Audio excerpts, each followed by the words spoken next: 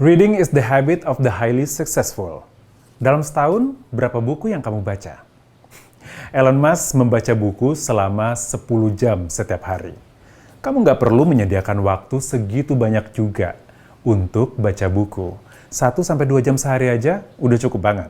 Banyak kisah-kisah orang sukses yang hampir semuanya mengaku bahwa mereka menemukan inspirasi dari apa yang mereka baca.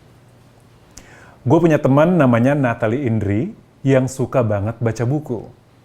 Passion dia akan buku ini membuat dia memiliki program khusus di radio dan sosial media yang namanya adalah Baca Bareng Indri. Beberapa waktu lalu gue ngobrol bareng Indri mengenai buku-buku yang menginspirasi kita dan betapa pentingnya habit membaca ini agar kamu punya literasi yang cukup yang akan membantu kamu dalam berbagai aspek kehidupan dan masa depan kamu. Semoga obrolan ini bisa jadi motivasi kamu untuk mulai membaca buku.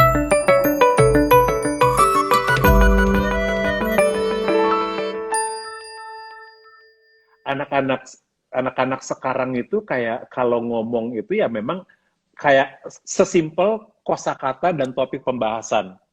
Ujung-ujungnya apa? Kalau ngobrol lah ujung-ujungnya gibah lagi gitu, ngomongin orang lagi.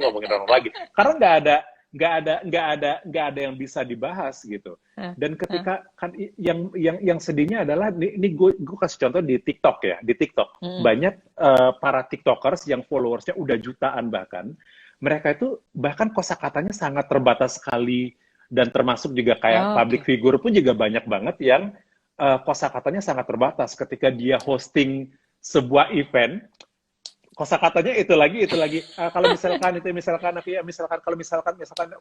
what misalkan gitu kayak hal sesimpel itu sih, hal sesimpel itu kayak ketika lo banyak baca buku, oke lah, mungkin lu nggak perlu baca buku yang berat-berat ya, nggak perlu baca buku berat-berat, tapi paling nggak semakin banyak lo membaca, semakin banyak kosakata yang bisa lo serap dan lo gunakan sehari-hari. So, sesimpelnya adalah paling nggak lu terdengar lebih smart nih, walaupun sebenarnya lu nggak pinter-pinter amat gitu. Karena sebenarnya gue pun juga nggak pinter gitu. Iya kan? Tapi sebenarnya dari cara kita ngomong sih. Nah, apalagi kalau lo sekarang ada anak-anak sekarang yang rame-rame ikutan kelas penyiar, kelas public speaking gitu. Tapi itu kalau lu nggak dibantu dengan literasi tersebut, lu juga nggak akan, iya nggak sih, lu belajar public speaking cuma teknisnya yang lu pelajari gitu. Tapi tetap aja lu harus punya konteks apa yang mau diobrolin iya, ketika lu bertemu harus dengan orang iya. lain misalnya. Iya. Gue Iya. jadi keinget ya, ada penulis, jadi ini bukunya baru-baru ini rilis dan bukunya sangat menginspirasi teman-teman, mungkin mau cari bukunya, judulnya Statistic of Dreams. Jadi namanya penulisnya adalah Pak Juhairi. Pak Juhairi ini dulu lahir di Majalengka, di Jawa Barat, dari keluarga yang miskin sekali, sampai beliau nggak bisa melanjutkan dari SD ke SMP. Ya, nah itu bayangkan sekarang beliau berdomisili di Amerika, di Princeton, terus kemudian beliau jadi Vice President di salah satu perusahaan farmasi terbesar di dunia. Orang Indonesia yang dulunya Ya. adalah orangnya nggak berani bermimpi besar gitu. Nah kemudian terus gue tanya, di buku itu dia menceritakan memoarnya masa kecilnya dulu sampai kemudian dia berani bermimpi dan menggapai mimpinya sekarang. Di buku itu dituliskan bahwa dari buku saya berani bermimpi karena dulu waktu kecil dia baca bukunya Mark Twain, The Adventure of Huckleberry Finn. Tuh gue sampai catat dan gue lagi pesan bukunya. Kayak apa ceritanya? Dari situ dia bilang, dari cerita itu saya berangan-angan gitu, lihat dunia yang lebih luas, dia bilang. Nah, dari situ, dari buku itu, kemudian buku itu boleh pinjam ya di perpustakaan. Tapi dari buku itu saya kemudian tahu bahwa dunia saya nggak cuma sekecil rumah saya yang gubuk dan beralaskan tanah ini, sehingga kemudian saya berani untuk bermimpi kecil, step by step, small, even little small details gitu, dari SD lulus dia tahu bahwa dia nggak akan bisa meneruskan ke SMP, jadi dia ikut ujian tes beasiswa itu dulu aja gitu. Mhm. Sampai akhirnya Mhm. kemudian dia bisa terus lulus SMP, apalagi yang harus dilakukan? Oke, kalau gitu harus ikut ujian beasiswa SMA. Jadi dia masuk sekali selangkah lagi kayak gitu. Dan itu mimpinya menurut dia terus menggelinding jadi bola besar, kayak bola salju yang besar, sampai kemudian dia berhasil untuk meraih mimpinya sekarang. Tapi basicnya adalah, yaitu tadi, kalau bisa, dia bilang, anak muda Indonesia itu bacalah sastra. Dia bilang, Mhm. kenapa harus sastra? Gue bilang, karena kalau lo baca sastra, itu kemampuan berpikir lo juga digelitik Mhm. loh. Yap, yap. Ketika kita misalnya baca Pramudia Anantatur deh yang Bumi Manusia, mungkin teman-teman udah nonton filmnya ya, tapi ketika baca Mhm. bukunya, gimana zaman kolonialisme seperti itu, zaman kita zaman dulu digambarkan lewat sebuah cerita, tulisan, digambarkan terus lo kebayang deh Pras, itu Mhm. gimana Yap. di mana di kota di Indonesia, terus gambarannya Mhm. gimana Mhm. emosinya seseorang tuh bisa Mhm. sedih, marah karena dia merasa dijajah oleh penjajah itu sampai dia nggak bisa ngapa-ngapain misalnya gitu ya. Sampai Mhm. kemudian ada si tokoh yang pengen bilang bahwa setiap manusia itu punya hak untuk bebas. Coba dari Mhm. sastra gitu. Yap, Lo yap. diajak untuk berpikir. Nah, Mhm. itu adalah proses Mhm. berpikir yang menurut gue Mhm. tidak semerta-merta kita baca buku selesai terus udah gitu kan. Nah, makanya Mhm. setiap kali habis baca buku gue coba untuk menuliskan di at least di Instagram lah gitu apa yang gue dapat Mhm. dari situ. What is my Mhm. take from that book? Yap. Apa yang menggelitik gue, tapi lebih dari sekedar review. Kalau review kan banyak yang akan nulis ya. Banyak Mhm. juga yang akan ngomong di Goodreads, review buku ini, Mhm. lalala buku ini bercerita tentangnya. Tapi bagaimana buku itu mempengaruhi kita sebagai manusia? Itu yang menurut gue Mhm. penting. Dan Mhm. bisa jadi proses untuk introspeksi diri juga kan, atau Mhm. berpikir kembali gitu. Lo lagi Aiwan. baca buku apa itu yang lo pegang? Nah, ini buku yang belum selesai-selesai juga. What, Oke. kok mirror ya? Bisa baca Ya, nggak sih? what What would Would Steve Steve Jobs do? Jobs Do? Ya, ini gue sih memang salah satu penggemarnya Steve Jobs sih. Jadi, tapi ini belum On what? kelar juga bacanya. Hah? Steve Jobs do on what? Lebih ke bisnis Uh, it- atau everything. Kayak oh, oke. kayak gimana cara dia making decision dan problem Oh, solving oke. segala macam lah. Kayak dia tuh In punya life ya. pemikiran yang berbeda dengan orang kebanyakan sih. Oke, anyway, tadi ngomongin Mm-mm. soal siapa tadi bapak tadi Pak yang Juhairi. inspire, Pak Juhairi ya. Bukunya apa judulnya, bisa di share lagi mungkin? Statistic of Dreams. Wah, bukunya lagi di luar lagi. Statistic of Sorry ya. Dreams. It's okay. Nanti gue tulis Nah, di komen. gue setuju banget. Jadi gue punya cerita nih ya. Jadi gue cerita sedikit dengan background gue dulu waktu ketika kecil. I was suffered with dyslexia. Jadi Hmm. gue waktu kecil tuh gue susah banget untuk mengingat dan merangkai huruf Oh, menjadi kata. Itu adalah permasalahan ya besar gue. Jadi nyokap gue tuh dulu waktu kecil tuh benar-benar khawatir hmm. dengan masa Hmm. depan gue, karena gue susah banget dari anak-anak lain di kelas 1 SD udah bisa baca, gue baru bisa baca tuh kelas 3 SD baru bisa lancar. Tapi Oke. dari kecil, karena nyokap gue tuh guru dan nyokap gue juga suka baca, jadi gue tuh uh, ngeliat buku-buku nyokap tuh kayak yang pengen banget bisa baca, tapi kok ini gimana bacanya gitu, kayak yang iya, jadi gue cuman end up dengan beberapa halaman. Kalau zaman dulu kan bukunya novel-novel atau buku-buku gitu, beberapa Iya. halaman ada gambar. Jadi gue mengarang cerita dari gambar-gambar tersebut. Oh, mungkin di misalnya setiap 10 halaman itu ada satu gambar gitu ya. Hmm. Jadi gue menganggap itu adalah summary dari 10 lembar ini. Jadi gue akan mengarang cerita. Oke. Iya, jadi gue dulu begini. Gue dulu berpura-pura kayak gini. Oke, gue bilang sama nyokap gue, Bu, saya mau baca buku. Oh, udah bisa baca buku, udah. Coba. Ya udah, gue ambil buku apa, buku ini. Yang Ngarang lo ya. nyokap ngarang. Gue lihat, gue buka dulu sebentar ya. Pas di halaman 10, terus seorang anak sedang bermain di luar kayak gitu. Wah, udah pinter banget. Jadi nyokap gue tuh encourage gue untuk yang selalu Bisa, mengiyakan, oh iya pasti bisa. benar-benar Ya. iya bagus wah iya wah ceritanya bagus ya, bukunya ceritanya Hmm. bagus ya. Oke, akhirnya nyokap gue dengan ini zaman dulu nggak ngerti disleksia, kayak nyokap gue nggak tahu kalau itu disleksia. Akhirnya nyokap gue dengan telaten dengan metode dia sendiri, akhirnya gue bisa lah membaca buku. Dan buku yang selalu gue pengen dan selalu gue pegang untuk buku itu tebal. Gue suka banget sama buku tebal. Sampai sekarang pun juga kalau dilihat di belakang tuh banyak buku-buku tebal Iya, juga. iya. Jadi dan gue anaknya visual, jadi gue ngeliat covernya dulu. Kalau covernya Oke, menarik, lo pasti fontnya beli. menarik, Pengen tahu. gue beli. Iya, dan tebal gue suka gitu. Nah, jadi waktu itu yang selalu gue pegang dan selalu gue berpura-pura membaca itu adalah bukunya Charles Dickens Oliver Twist.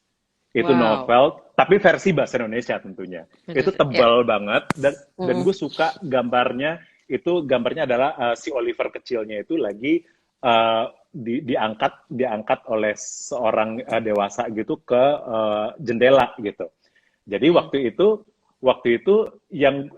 sebelum gue bisa baca buku itu yang terbayang sama gue isi cerita buku itu adalah bahwa uh, uh, ini kakak adik yang lagi main apa namanya petak umpet atau lagi main-main gitu di rumah gitu kan. Tapi ternyata nggak itu ceritanya. Karena cerita Ya, itu ya. seru banget. Udah baca belum Oliver Twist? Gue Nah, belum baca. buku itu sangat Gue catat. berkesan banget. Hmm. Sangat sangat berkesan banget. Gue tuh bisa emosional gue bisa bisa terbangkit kembali ketika gue menceritakan tentang Oliver Twist. Itu cerita tentang Seru anak ya. yatim piatu, seru banget, dan itu inspiring buat gue pribadi, inspiring. Padahal itu sebenarnya novel, tapi kan Mm-mm. karya sastra juga ya kalau Charles Dickens Ya, ya. yes. Ya, dan itu gila, itu ceritanya tuh ya, inspiring banget buat gue, dan akhirnya yang menuntun jalan hidup gue kalau menurut gue sih. Jadi intinya adalah anak Serius. yatim piatu, iya, yang dia harus survive. Dia nggak punya siapa-siapa, jadi dari panti asuhan dia dibuang, dia dipekerjakan, dia dibully, dia di-abuse, dia disiksa, dia ketemu dengan orang yang baik hati, akhirnya dia dijebak lagi dalam komplotan penjahat untuk menjadi pencuri, dididik menjadi pencuri, dididik menjadi pengemis, peminta-minta, gelandangan, kayak gitulah. Pokoknya sedih banget hidupnya. Hmm. Tapi yang Hmm. gue tangkap waktu itu adalah, uh, lu waktu itu dia kan hidupnya adalah di dalam sebuah asrama yang minta yang makan dijatahin. Kalau lu minta tambah, lu akan dicambuk sekian kali gitu. Oh wow. Tapi waktu itu dia mewakili teman-temannya. Dia mewakili teman-temannya yang nggak cukup dengan makan bubur cuma beberapa sendok. Akhirnya dia memberanikan diri untuk satu line yang sangat terkenal banget tentang Oliver Twist adalah uh, please sir, I want some more. Itu yang satu baris itu tuh gue bisa menangis gitu, gue mengingatnya gitu. Ya, ya. Mereka tuh anak-anak panti asuhan yang cuman pengen minta tambah satu atau dua sendok bubur aja karena mereka masih lapar gitu. Ya, ya, Nah, ya. setelah itu dia bertahun-tahun hidup di situ dari lahir. Mm-mm. Akhirnya dia berani untuk keluar dari situ dan merantau gitu di umur yang masih kecil banget, sekitar 6 atau 7 tahun gitu, dia merantau. Hmm. Akhirnya dia jalan kaki, ini setnya gitu di Inggris gitu. Dia akhirnya jalan kaki ke London dan akhirnya di sana dia ketemu dengan komplotan pencuri segala macam. Tapi karena Ya. karena kejujuran dan ketulusannya gitu, akhirnya ketemulah dengan seseorang yang kaya dan dermawan. Nah, jadi itu inspiring buat Bob bahwa Ya, ya. ketika lu punya hati yang baik, ketika lu jujur, ketika lu tulus, dan ketika lu ikhlas dalam melakukan apapun, lu akan dipertemukan dengan orang-orang yang baik. Walaupun beberapa kali dia akhirnya terjebak lagi dengan komplotan ini, komplotan itu, dijadikan budak, dijadikan pekerja di bawah umur. Tapi dia akan ketemu lagi dengan orang baik lagi, orang lain baik lagi. Dan gue nggak tahu kenapa, ternyata it happened to me. To you. Kemanapun gue pergi, gue selalu ketemu dengan orang baik. Jadi emosional. Ya, Ya, ya. ngerti nggak sih? Gue tahu ceritanya. Iya kan? Ya, ya. Iya. Mm, Jadi mm. gue dari tamat SMP itu gue udah merantau. SMA gue udah merantau ke Padang. Gue dari Jambi. Dari kecil gue di Jambi, di sebuah kampung yang nggak ada listrik, yang nggak ada PAM. mandi di kali, yang di rumah jarang yang punya kamar mandi karena semuanya di kali, dan gue merantau ke Padang.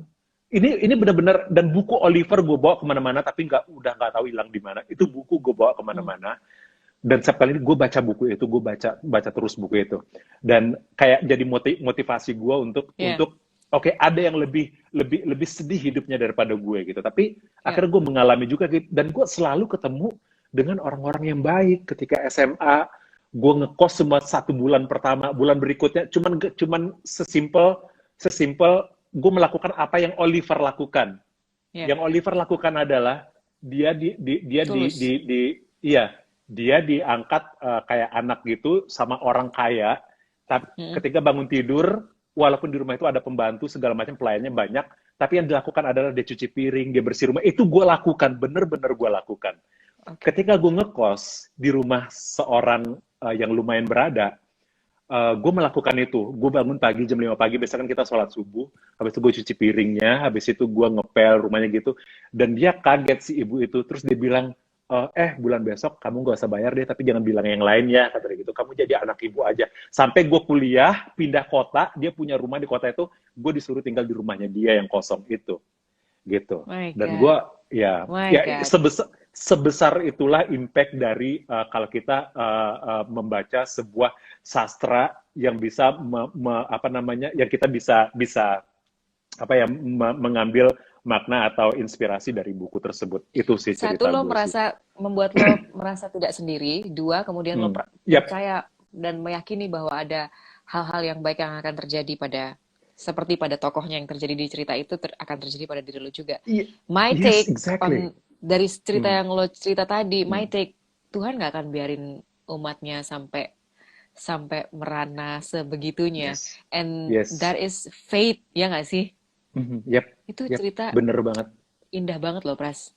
My God, gue mau cari nanti Oliver Twist, Charles Twist. Lu harus Oliver Twist. Sampai gue download juga di Apple Book. Gue mau cerita juga, ada buku yang menarik nih. Itu apa jadi tuh? Ini buku yang bikin gue. Jadi dulu tuh ceritanya, gue kan dulu dihibahi program radio khusus buku yang harus ngobrol dengan penulis seminggu sekali. Terus gue pikir, ya udahlah, nggak usah lah gue baca bukunya, gue baca aja resensi gitu ya. Di Google juga banyak resensi ya kan, nggak usah baca bukunya lah. Terus bikin pertanyaan, gitu-gitu aja pertanyaan, malas ya kan. Sampai beberapa bulan kemudian, wah gue mati nih, pertanyaan gue cuma ini doang. Ini buku cerita tentang apa? Maknanya apa, pesan yang mau disampaikan buat pembaca apa, idenya dari mana, itu aja gue ulang-ulang. Terus gue bilang sama diri gue sendiri, nggak bisa nih gue begini nih, nanti lama-lama ini juga program pasti bakal ditinggalin. Akhirnya gue mulai baca. Turns out gue menemukan buku ini nggak terlalu tebal, jadi cuman 150-an halaman. Jadi ceritanya adalah tentang yang menulis adalah Kang Maman Suherman yang berkepala pelontos, sama kayak lu juga. Jadi Kang Maman ini adalah mahasiswa kriminologi di UI tahun 80-an di Jakarta. Lalu pada saat skripsi, dia meneliti tentang Lutfi, ya benar. Lutfi udah baca ya? Gua harus baca juga. Lo harus baca. Jadi Kang Maman kemudian meneliti bukan kasus ya, lebih ke lingkungan prostitusi yang ada di Jakarta di tahun segitu, tahun 80-an. Bertemulah dia dengan Re. Re ini namanya Rere sebenarnya, perempuan. Tapi panggilannya Re. Nah, terus dia masuklah ke dalam sindikat itu gitu ya, untuk meneliti lebih jauh tentang keperluan skripsinya. Tapi dia akhirnya berteman dengan Re. Jadi akhirnya dia tahu kisah hidupnya Re ini seperti apa. Re ini adalah dikisahkan dalam buku ini. Ini jadi bukunya bukan cuma sekedar fiksi, tapi gabungan antara fiksi dan kenyataan gitu ya. Re ini dituliskan dalam buku ini adalah seorang pelacur lesbian, teman-teman. Yang datang dari kota kecil, kemudian hijrah ke Jakarta, nggak punya siapa-siapa. Akhirnya kemudian dia ketemu dengan germonya, si Mami Lani kalau nggak salah. Si Mami Lani, terus dia diminta untuk bekerja, dia diberikan tempat tinggal, tapi akhirnya kemudian dibilang bahwa itu adalah hutang yang terus-menerus melilit, nggak bisa keluar dari situ.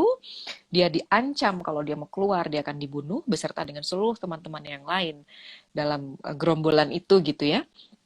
Terus akhirnya si Re suatu saat dia hamil dan punya anak perempuan. Kepada anak perempuannya ini, Re nggak berani mengakui bahwa dia adalah ibunya karena dia merasa hina dan kotor. siapalah si aku ini ya, aku cuma pelacur aja gitu, yang tinggal di Jakarta, nggak punya siapa-siapa, dan akhirnya turns out to be pregnant. Terus tapi dalam dalam kehidupan sehari-harinya dia menabung dari uang sebagian kan masih dikasih sama Mami Lani ya, sebagian kecilnya dia simpan, dititipkanlah sama Kang Maman untuk disampaikan kepada anak perempuannya di sekolah. Ada satu adegan yang gue inget banget dari buku ini. Jadi anaknya waktu itu sekolah di SD, si Re minta diantar sama Kang Maman untuk mampir ke SD-nya. Lihat nungguin waktu mereka pulang sekolah ya, ke gambar ya. Mereka gerbangnya dibuka gitu. Tapi si Re-nya ini sembunyi di belakang mobil karena dia nggak berani untuk ngeliat dan tidak mengakui bahwa itu adalah ibunya, anaknya dititipin ke orang lain. Terus dia bilang sama Kang Maman, tolong aku sampaikan sayangku pada anakku dan titipkan pelukku untuknya. Jadi dari situ gue mungkin waktu itu karena udah punya anak Tara ya, anak kedua dan masih kecil, gue merasa bahwa tulisan ini tuh gimana ya, walaupun Kang Maman adalah seorang laki-laki, tapi gue merasa bahwa dia bisa menggambarkan perasaan sebagai seorang ibu yang nggak pernah, bayangin aja nggak pernah meluk anaknya gitu ya, dia cuma bisa ngelihat dari jauh, dia bayarin sekolahnya, hidupnya, tapi dia nggak berani mengakui pada anaknya bahwa dia adalah ibunya karena dia merasa hina tadi sebagai seorang pelacur. Selamat malam Mbak Fenty. Mbak Fenty hostnya Klub Buku Narasi. Selamat malam Mbak, apa kabar? Hai Mbak Penulis juga Fenty, nih salam kenal. gitu. Wow. Jadi buku ini eh, apa ya? Gue my take adalah gue selalu merasa bahwa setiap orang tuh punya problemnya masing-masing dan roots-nya kita nggak pernah tahu, Pras. Dan kita nggak berhak untuk menjudge mereka atas apa yang mereka lakukan. In the end, semua orang, gue merasa lo harus baca buku ini juga karena endingnya tragis sekali. Digambarkan sindikatnya itu kan kejam juga ya, sama semua pelacur-pelacurnya itu. Nah jadi ketika once dia mau keluar dari lingkaran itu, sesuatu lah terjadi dengan si Ray ini. Gue nggak akan cerita terakhirnya karena mungkin teman-teman mau baca, tapi bukunya menarik sekali. Gue harus baca. Itu beli masih ada di Gramedia ya? Mudah-mudahan masih ada. Bukunya tahun 2014. Mudah-mudahan sih masih ada. Buku ini terus ya. Terus nggak tebel-tebel banget. Jadi gue baca buku ini mungkin 3 jam terus kelar. Tapi membekas gitu di hati. Gila. Bisa gini ya. Gitu. Cerita orang dituliskan kembali, diolah lagi dengan rasa-rasa yang tadi muncul di sana-sini gitu. Kejamnya ada, ngelihat sedihnya ada, ngelihat perjuangan perempuan, perjuangan ibunya ada. Ngelihat anaknya juga ada gitu, jadi kompleks. Silahkan dibaca. Pasti gue akan baca itu. Gue akan beli. Kalau misalnya nggak ketemu, gue akan pinjam sama lo. Gue akan jemput ke rumah lo. Gue kirim nanti. Iya. Iya, sebenarnya banyak banget buku-buku yang walaupun itu cuman buku fiksi mungkin ya, tapi banyak banget cerita-cerita inspiratif di dalamnya. Karena kan sebuah buku itu kan beda banget. Mungkin lu ngaku lu suka baca, mungkin ya udah ngapain beli buku, mungkin banyak artikel-artikel atau blog-blog cerita di online, di blog atau segala macam ya. Cuman kalau menurut gue, kalau buku itu kan udah melalui proses kurasi atau proses apa namanya itu ya segala macam editorial segala macam kan. Iya, redaksinya lebih rapi gitu kan. Jadi sebenarnya penting banget juga buat kita baca buku yang redaksionalnya bener, editorialnya bener gitu. Karena juga proses, gue nggak pernah bedah sampai ke belakang layar dari sebuah penerbitan sebuah buku sih. Proses editing, proses kurasi segala macam itu gue nggak pernah tahu sih kayak gimana. Pasti itu adalah ibaratnya orang-orang pinter nih di belakangnya nih, yang punya banyak sekali literasi gitu. Jadi menurut gue sih buku adalah salah satu yang nggak boleh banget kita tinggalin, walaupun secanggih apapun teknologi sampai kapanpun juga buku. Iya nggak sih? Walaupun itu sebenarnya itu cuma permasalahan lo mau baca via apa? Via cetak, via e-book, atau via aplikasi misalnya, atau semua sekarang udah menyediakan beberapa pilihan itu. Nah, yang paling penting kan adalah aktivitas membacanya. yang Mhm. yang nggak bisa cepat-cepat juga, harus ada proses penelaahnya, terus habis itu apa yang lo dapat dari buku itu kan itu bisa jadi renungan lagi buat kita semua. Tadi Mhm. si Lutfi juga Hmm? kirim apa namanya foto DM ke gue, jadi katanya Ya. di mana di apa tadi Clubhouse juga ada Hmm? nih ngobrolin buku You Do You Oh, sama ada ya. Alexandro. Nih karena Alexandro penulisnya, jadi mungkin dia Hmm. mau create room kali. Tapi itu buku bestseller juga yang lagi. Hmm. Mungkin nanti akan muncul kali obrolan buku banyak kali ya di Clubhouse ya. Kayaknya sih ya. Padahal gue udah pilih kategori ini sih. Tapi belum ada ya sampai sekarang. Kayaknya ada books, ada literatur. Iya, tapi so far Mm-mm. sih yang paling banyak itu adalah soal kreatif sih, soal konten, digital Oh, marketing. iya Masih iya ya, iya. yang berbobot masih yang itu aja sih. Dan sisanya yang receh-receh yang kalau gue lagi Lo udah aja mau tidur bikin aja. dulu. Nggak berat, gue nunggu lu dulu deh ada di Kelapas. Masih lama Kita lo bakal Android lo. Gue ngobrol. geng Android gimana nih? Ayo dong, bisa lah.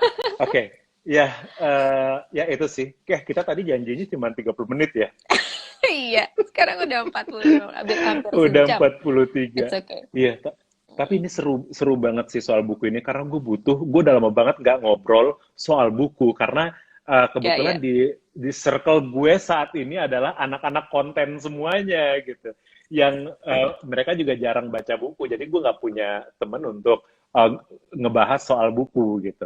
Makanya gue seneng banget Mhm. malam ini akhirnya bisa kemarin tuh iseng aja gitu, iseng aja. Gue lagi duduk di kursi ini dan gue ngeliat buku-buku ini tiba-tiba gue inget sama lo. Ya udah gue WA aja, gue pengen ngobrolin soal buku. Karena gue tuh butuh butuh butuh apa namanya courage atau butuh trigger lagi untuk membaca lagi gitu. Karena gue tahu lu adalah seorang yang bener-bener passionate banget sama buku, jadi gue butuh ngobrol sama lu Kalau kayaknya gue bisa gitu. rekomendasiin satu lagi ya. Hmm. Ini buku lagi Ya. gue baca. Hmm. Judulnya Jalan Panjang untuk Pulang. Yang nulis Agustinus Wibowo. Jadi Oke, ini gue adalah screen capture kumpulan, ntar. Mana dia? Gue ya, screen capture dulu. nih. Mana? Oke. Jadi ini adalah kumpulan cerita. Ada 4 bab dan ceritanya Hmm. pendek-pendek. Ya, ada yang panjang sih. Jadi Agustinus Wibowo ini terkenal karena dia adalah penulis perjalanan atau dia travel writer gitu dan juga fotografer. Oke. Dulu buku pertamanya adalah Titik Nol dan itu juga buku yang menggugah juga salah satunya. Nah, buku-buku ini, nah menariknya adalah Agustinus Wibowo itu datang untuk traveling ke tempat-tempat yang mungkin sebelumnya nggak common gitu. Misalnya dia kan kuliah di Cina, orang Indonesia, Hmm. kuliah karena dia keturunan Cina, terus dia dikirim sama bapaknya ke Cina untuk kuliah di sana. Nah, dari Cina itulah petualangannya berlangsung. Dia lewat jalan darat menuju ke negara-negara di Asia Asia Tengah, Asia Hmm. Selatan, mulai dari India, Nepal, Himalaya, terus Afghanistan, Pakistan, Tajikistan, nah kayak gitu-gitu. Nah, Hmm. menurut dia, gue kutip dari buku pertamanya, perjalanan itu adalah sebuah proses yang dialami oleh semua manusia kan. Tapi seringkali kita memaknai perjalanan itu ya as it is. Kita pergi ke sebuah tempat, menikmati tempatnya, habis itu pulang, ya kan. Menurut Hmm. dia, barangkali mungkin setelah melakukan perjalanan itu, baggage kita akan makin banyak. Karena kita bawa Hmm. oleh-oleh lah, apel, segala Hmm. macam, beli-beli. Menurut dia, semakin jauh kita melangkah, harusnya beban yang kita bawa semakin ringan. Hmm. Ya enggak? Ya dong. Hmm. Make Ya sense ya dong. ya. Lepas, Hmm. lepas, Iya lepas iya. gitu, ya Eh, kan gitu. eh, Nah eh. itu juga dimaknai secara konteks sama dia. Nah untuk buku Hmm. ini itu buku Titik Nol kan. Nah untuk buku ini dia akan bercerita tentang yang kemarin gue baca adalah ceritanya itu tentang seorang laki-laki. Jadi dia tuh memperlakukan dirinya kayak jurnalis gitu loh, Pras. Oke. Dia sempat jadi jurnalis di Afghanistan selama 3 tahun. Nah, jadi dia Hmm. potret bagaimana kehidupan orang-orang di sana. Dia tinggal bersama orang-orang di sana. Dia mengerti Hmm. bagaimana kebudayaannya, apa yang dilakukan di sana, terus kemudian apa yang membekas di sana. Nah, yang gue bisa share satu aja ceritanya adalah Hmm. tentang ini. Ini nih, ada fotonya juga. Jadi menarik. Jadi ini adalah fotonya. Ini kelihatan ya. Hmm. Agak buram Laki-laki sih tua. kayaknya sinyalnya ya. Oh, Hmm. oke. Laki-laki tua ini Hmm. adalah imigran Jawa terakhir di Suriname. Namanya Oke. Mbah Saryo. Umurnya udah 96 tahun, dia adalah orang tertua dan salah satu dari orang yang dibawa dari orang Jawa yang pernah diangkut dengan kapal oleh Belanda ke Suriname. Nah, jadi Agus memang datang ke Suriname untuk mewawancarai beliau ini, dan semua interviewnya, wawancaranya yang dituliskan dalam buku ini adalah yang dikutip atau yang diungkapkan adalah soal hidup gitu, Pras. Soal bagaimana dia memandang hidup, bagaimana dia memandang surga itu menurut lo ada nggak sih? Gitu-gitu, kayak pertanyaannya tuh kayak gitu-gitu. Surga itu menurut lo ada atau enggak? Terus apa rahasia umur panjangnya tuh apa? Katanya gini, jangan ambil keuntungan dari orang lain. Itu dosa, kualat. Anak muda sekarang banyak yang tidak mengerti dosa. Kalau dosamu banyak, badanmu lama-lama tidak akan kuat bawa. Nanti kau akan cepat mati. Terus dia bilang gini, aku hidup bukan mencari surga.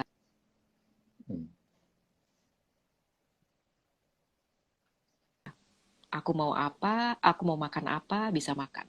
Aku mau main, bisa main. Aku sudah tidak punya kekhawatiran apa-apa. Ini yang namanya surga. Kamu mengerti nggak? Tuh.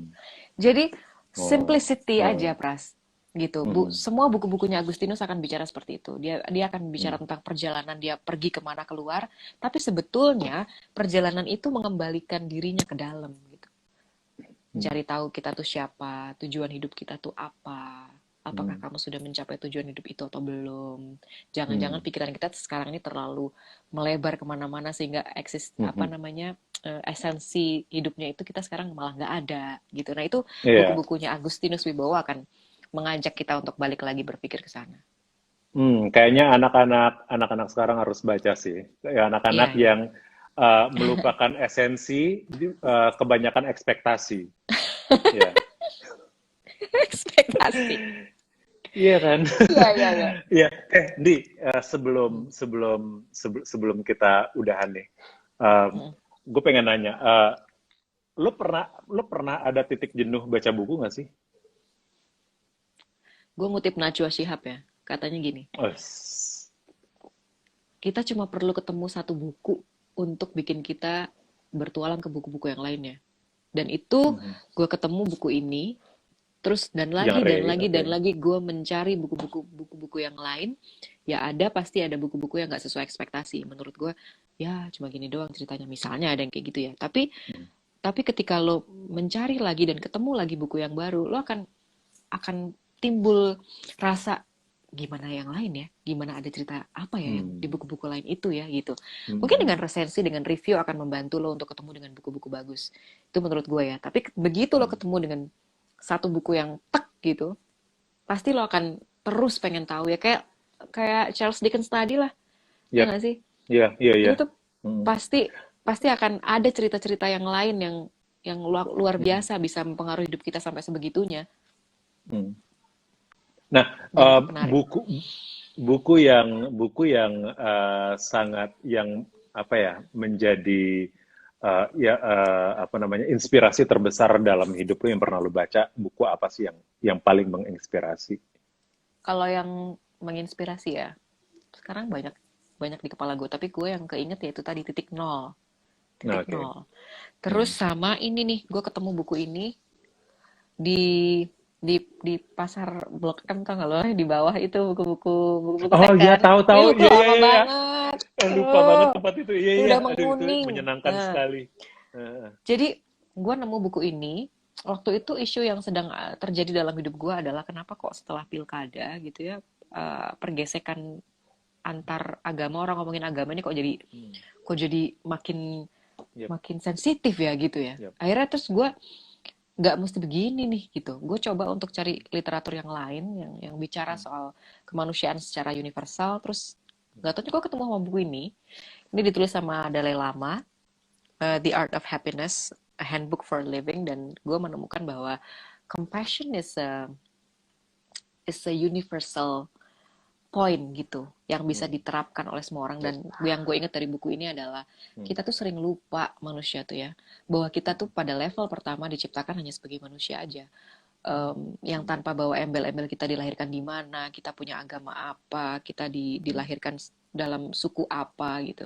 kita sering lupa itu gitu. Yang sering kita inget tuh aku adalah seorang Muslim, Kristen atau Chinese atau apa gitu ya. Tapi itu padahal kita level dasar, nggak usah bawa apa-apa. Kita cuma manusia Yep. biasa. Ya nggak sih? Gue juga nggak minta sama Tuhan gue dilahirkan di Indonesia. Bagaimana ketika gue dilahirkan terus ditaruh di Amerika? Ya gue akan jadi masyarakat sana juga anyway gitu. Nah itu tuh yang gue ingat dari sini dan itu adalah practice ya. If you want happiness ya pasti harus ada pemahaman ke dalam diri bahwa kita harus spread good things to others. Baru kemudian itu akan sparks into your life again, masuk lagi ke dalam. But you have to do the right thing to do first sebelum kamu meminta yang baik untuk datang kepadamu gitu. Ini buku Oke, ngomongin soal pilkada, gue juga kayaknya harus baca itu deh. Ngomongin soal pilkada kemarin, gue juga sempat sangat terganggu sekali sih dengan situasi yang polarisasi ini. Jadi waktu itu gue juga akhirnya gue menemukan sebuah buku. Gue pengen cari yang kayak yang kenapa sih lu orang ada yang ke Arab-Araban, ada yang ke Amerika-Amerikaan, ada yang ke Cina-Cinaan gitu ya, yang ya kayak gitu. Jadi kayak yang akhirnya gue baca sebenarnya Indonesia itu harusnya kayak gimana sih? Akhirnya gue menemukan sebuah buku ini. Buku apa? Gue baca buku ini akhirnya, Nusantara judulnya. Oke. Ini akhirnya gue baca. Yang nulis? Yang nulis Bernard H.M. Flecke. Ini kayaknya orang. Gue belum sempat baca ininya sih, profil gue langsung baca isinya. Gue nggak baca ininya dulu. Mungkin gue berbeda dengan lu mungkin akan baca tentang si penulisnya dulu ya. Kalau gue langsung ke poin yang gue langsung baca kayak isinya gitu. Jadi kayak yang di sini tuh dimulai dari latar belakang geografis, terus juga dari agama, suku, segala macam gitu. Sehingga akhirnya kita terkotak-kotakan sampai ke zaman sekarang kayak gitu. Itu sejarahnya di sini. Jadi dengan membaca buku ini tuh gue jadi kayak yang ya udah sih lu kenapa sih lu, karena kalau lu ngomongin lu asli Indonesia, nggak ada yang asli. Kita tuh nggak ada yang bener-bener asli Indonesia tuh nggak ada. Kalau lu baca sejarahnya tuh nggak ada. Lu asli Indonesianya segimana gitu. Kan ada yang bilang kayak yang Cina itu bukan asli Indonesia, Chinese bukan asli Indonesia. Terus yang ngomong itu ke Arab-Araban gitu. Which is Arab juga bukan Indonesia gitu. Terus udah sih ya Indonesia aja gitu. Jadi lu harus kembali ke sejarah masa lalu yang Indonesia tahu itu sebenarnya yang mana Indonesia. Iya, tahu dulu runutnya. Kita nggak ada yang benar-benar Indonesia asli, nggak ada. Kalau lu masih punya silsilah keluarga, nggak ada Indonesia asli gitu. Nah, gitu. Di buku ini nih Agustinus menyinggung soal dia kan etnisnya Cina ya, keturunannya kakek buyut nenek buyutnya itu dari Cina. Terus dia dibawa sama bapaknya untuk datang ke Jawa, dilahir di Lumajang. Dia merasa bahwa dia waktu dari kecil tuh diledek-ledekin Cina gitu karena sipit dan dan kulitnya putih.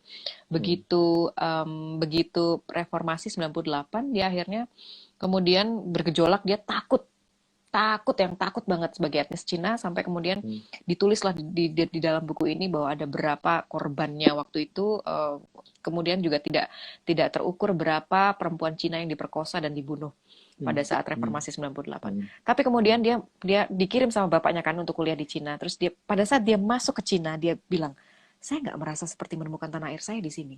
Padahal saya dibilang adalah orang Cina. Saya merasa bahwa tanah air saya sebetulnya ya di Indonesia. Coba, itu kayak pertentangan identitas ya, di mana kita secara fisik terlihat seperti Cina, tapi sebetulnya kita adalah orang Indonesia. Sama seperti bapaknya waktu mau meninggal di dalam buku ini, dia bawakan itu tanah dari Cina, segenggam tanah gitu, untuk ditunjukkan sama bapaknya bahwa Pak, tanah kelahiranmu, by the way ini baterai gue tinggal %, gue make it fast ya. Jadi gue bawakan tanah kelahiranmu. Iya, gue bawakan tanah kelahiranmu untuk kamu bisa tahu seperti apa tanahnya gitu. Terus bapaknya bilang gini, enggak, sebenarnya bukan itu yang aku cari, bukan itu intinya.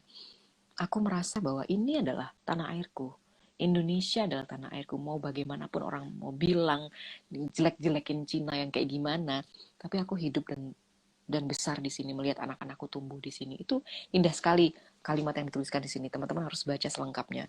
Jadi Gua harus baca. pergolakan-pergolakan itu Yap. yang balik lagi ke kita gitu loh. Apakah yang kita lakukan ini semuanya sudah benar? Sudah Yap. menunjukkan kita sebagai manusia seutuhnya, atau kita cuma ikut FOMO-FOMOan aja tadi gitu, dengan ikut jelek-jelekin orang misalnya dan lain sebagainya. Buku bukan sekedar gudang ilmu, buku adalah teman ngopi yang syarat akan inspirasi. Membaca membiasakan otak bekerja dan mencerna, dan mampu membuat hati menjadi lebih bijaksana. Jangan terlalu terbiasa dengan hanya membaca apa yang tertulis di sosial media. Otak kita butuh diberi makan dengan sesuatu yang lebih berpendidikan.